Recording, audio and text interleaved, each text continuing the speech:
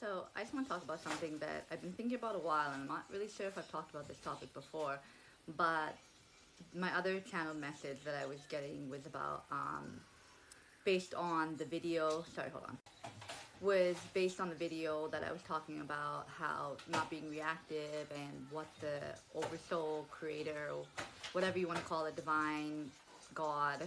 I don't like calling it God anymore because uh, I don't want to get into that, but basically, if there are gods of this world, as every culture says there's multiple gods and one God and all these things, then are those gods just human like us and not really the creator source energy, right? So I like to focus just on source energy. I don't like to say God when I don't know who God is and what God's role is in our lives, right?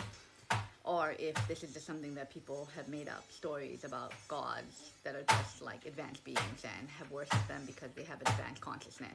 So right now I just want to talk about source energy, right? So what the Arcana guy was saying, which I mentioned, is that the creator is just observer. So he can't bless you, not bless you, but he can't make your manifestations come true based on your thoughts. Only through your behavior do manifestations come through.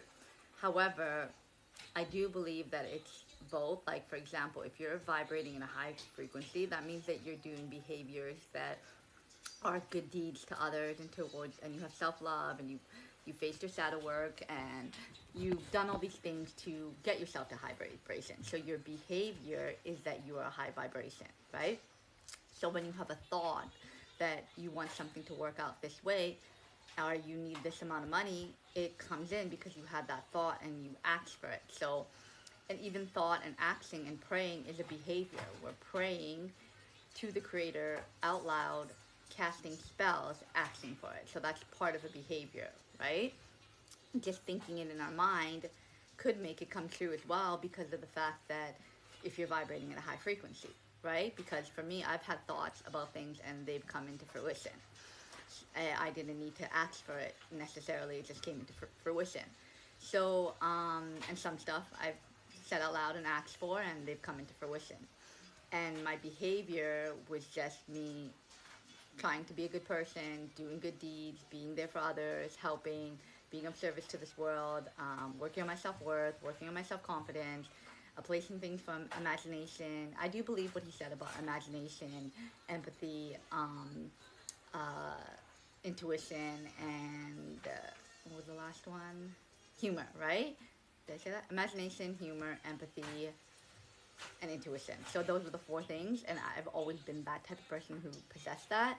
So for me, things have come true because I've always approached life from a place of that without knowing that that was important, because that was me being authentic.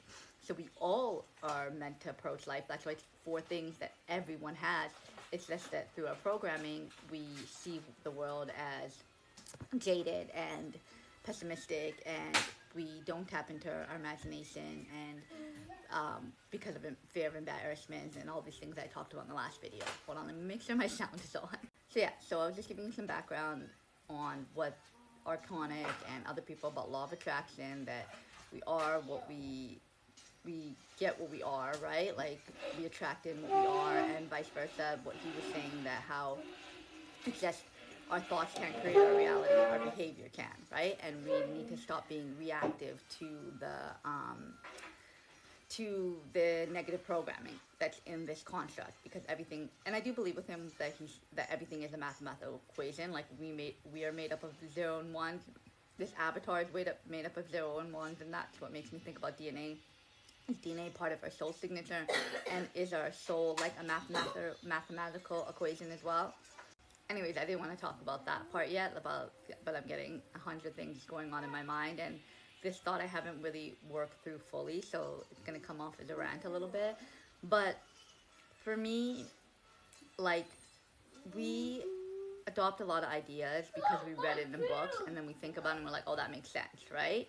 But a lot of the times it makes sense because they've given so much information that we're like, oh yeah, that has to be true. But then we read something that's contradicting and they give so much information, and then we're like, wait, hold on, this kind of seems true. So it's like we're constantly like fickle in term, and I know I'm this type of person. I'm constantly fickle on what I believe because there's always new information coming out. There's always things that either confirm it, right? Confirmation bias, which I took critical thinking, and that's what we learned, right? There's confirmation bias, and that confirms everything that you believe, and then there's things that are I forgot what the other name for it is, but like there's other things that disprove. But a lot of the times we don't like to look for those things, and we just like to watch stuff that confirms what we believe in, instead of looking at the stuff that disconfirms it, so that we can analyze and say to ourselves that, hey, does that make more sense? And if that's starting to make more sense, then that means that that belief that we have currently is not as strong, because there's things that can contradict it and make us not believe in it, which means that belief needs to be questioned. Whereas we're just watching things that confirm that belief, then we don't know if that belief is strong or not, if that's truth, right? And there is subjective truth, and he was talking about that too. Like, there is things that are absolute truth, like don't hurt anybody, don't steal. Like, those are stealing is a hard one, because, like, say you're in a position where it's either you don't survive or you need to steal, so you steal a piece of apple so that you can survive, right? There's certain things that people need to steal in order to survive, and that's their subjective truth, right? And then there's things that don't hurt anybody, but at the same time, if it's out of self-defense, that's why they have a law against self-defense, that someone's beating you to a pulp and you're defending yourself and you accidentally hurt that person, then like then that's a subjective truth. So it's like pretty much everything is like subjective, because it's based on the circumstance that you're put in that causes that action to happen, right? So nothing to me is black and white. Like, I can't think of a truth that would be like an absolute truth. Maybe like energy, right? There's certain things that are absolute truth, like energy. Energy flows through everything. The creator's made of energy. Our soul is made out of energy. That is an absolute truth that we cannot doubt, question, pretend that it doesn't exist, right? So that we can say is absolute truth. I can't think of other ones right now, but like I'll just use that one as an example. So,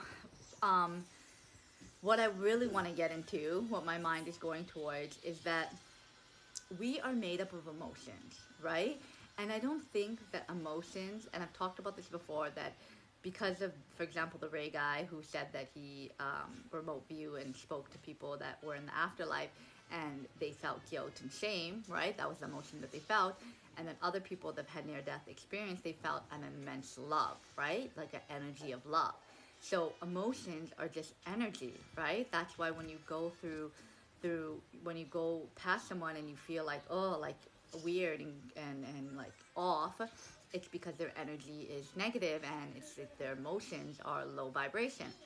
So to say, if we're one with source, right, then source feels emotions.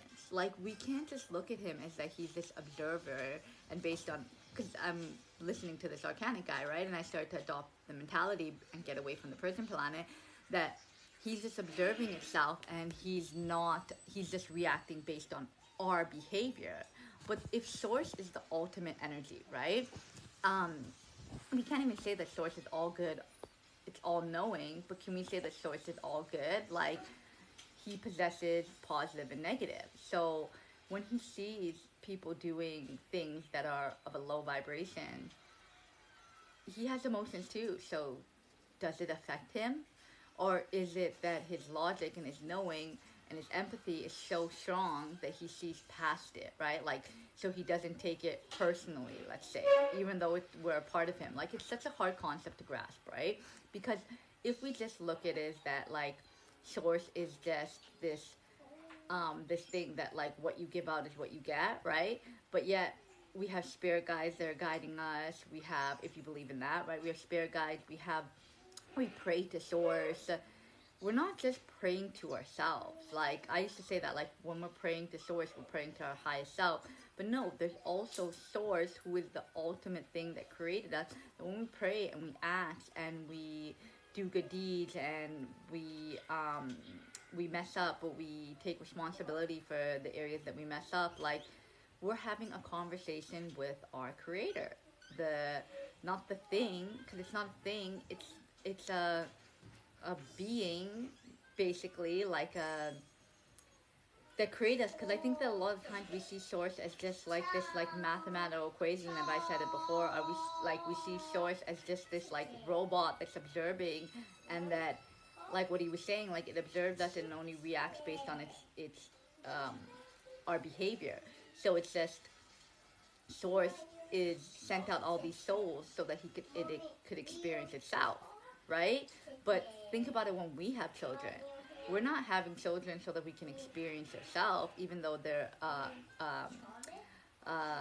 extension of us. No, we're having children so that we can nurture them, care for them, guide them, have fun with them, have a dynamic where we're watching them grow and flourish and become something that is meaningful and adding value to this world and is meaningful to us, and the love that they give us, and all these reasons why we choose to have kids, right? So if this is how our process works of how we have kids, source is the same thing by him having kids. And think of like animals that are asexual, right? They just have the kid and they don't need anybody else. So it's like that thing that those souls going out into the universe are all his children, and that's why they all have free will. That's why our kids have free will, right? Like we can't decide what choices they're going to make. We can guide them, but we can't decide it. So whenever you think of like how we operate in this avatar, we have to think of everything is how source operates, basically, right? Like if he made it so that we, and the thing is, it's like, okay, for example, there's animals that are asexual that can create on their own, don't need anything. Is source asexual, or is there another divine being that source interacted with, or did he just put in this human being that, like, we are like masculine and feminine, right? And then source is just masculine and feminine and can create by itself. But